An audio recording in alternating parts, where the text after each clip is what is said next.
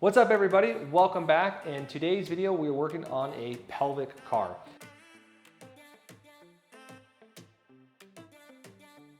The pelvis though, it does kind of combine both the spine and the hips, right? It's part of the socket and the ball and socket joint. And it's super important because it helps you distribute load. It's kind of like the scapula to the shoulder, exactly. The scapula to the shoulder and the spine.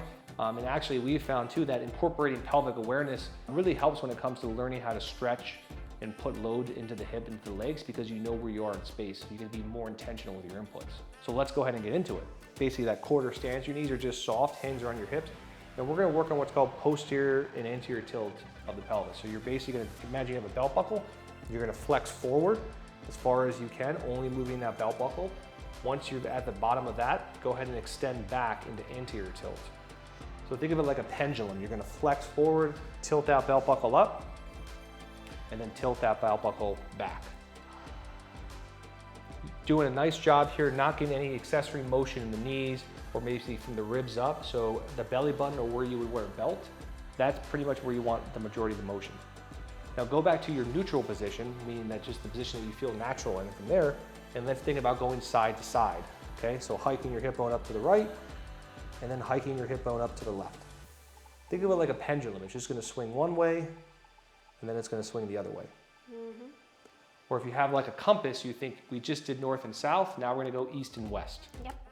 Now let's combine that all into a circle. So let's connect all of the directions together. Go forward, posterior tilt, great. Then hike to the right.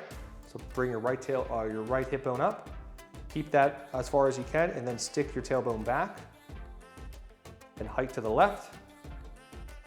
Good, posterior tilt, roll up. And then keep making that same direction.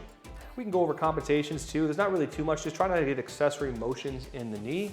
Don't let your shoulders move extra, right? And try to isolate as much as you can. Again, if you're wearing a belt, you just want to see the belt moving.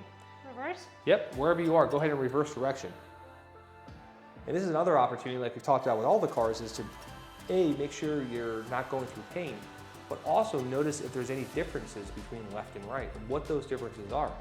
This is a great opportunity for you to learn your body in all of those kinds of contexts. It also sets us up for understanding better motion, independent motion in our hips, which is what we're gonna do next.